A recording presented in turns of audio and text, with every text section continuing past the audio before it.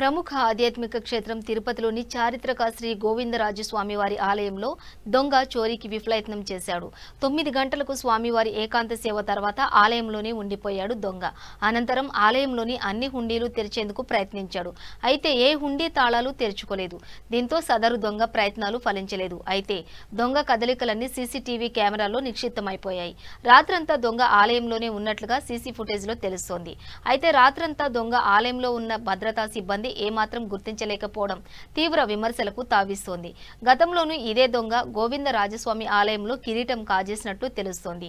కాగా ఉదయం సుప్రభాతం సేవ కోసం తాళాలు తెరిచిన అధికారులు, అర్చకులు ఆలయంలోని హుండీలతో పాటు వస్తువులన్నీ చిందరవందరగా పడి ఉండటంతో చోరీ జరిగిందని అనుమానించారు. వెంటనే ఈ విషయాన్ని ఉన్నతాధికారులకు ఫిర్యాదు చేశారు. అనంతరం సీసీ కెమెరా ఫుటేజ్ని పరిశీలించడంతో దొంగ విషయం అప్పుడు బయటకొచ్చింది. దీంతో ఆలయ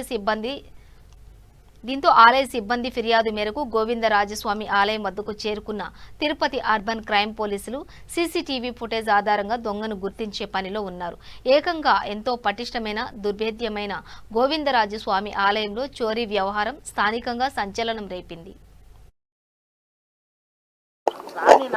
సీనియర్ ఆఫీసర్స్ అటెంప్ట్ ఒకటి జరిగిందంటే అటెంప్ట్ ఒకటి సీసీ కెమెరాలో రికార్డ్ అయింది. వాడిని త్వరలో పట్టుకుంటాం. అటెంప్ట్ అంతే, అటెంప్ట్ ఒకటి జరిగింది.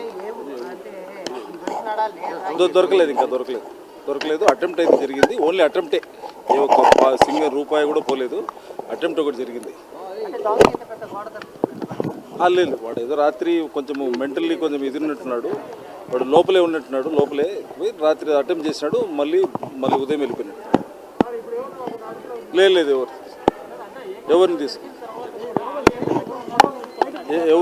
తీసుకోలేదు, అదుపులో తీసుకోలేదు. కానీ త్వరలో అయితే దొంగను పట్టుకుంటాం. లేదు, ఆ వ్యక్తి లేడు.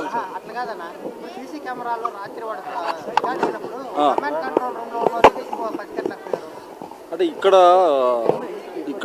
అది వేరే కంట్రోల్ రూమ్, అది మా పోలీస్ కంట్రోల్ రూమ్.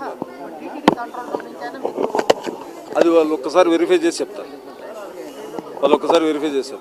బట్ త్వరలో అయితే దొంగను పట్టుకుంటాం. అది ఇంకా ఒకసారి విచారించి చెప్తామా, ఒకసారి విచారించి కనుక్కొని చూసి చెప్తా.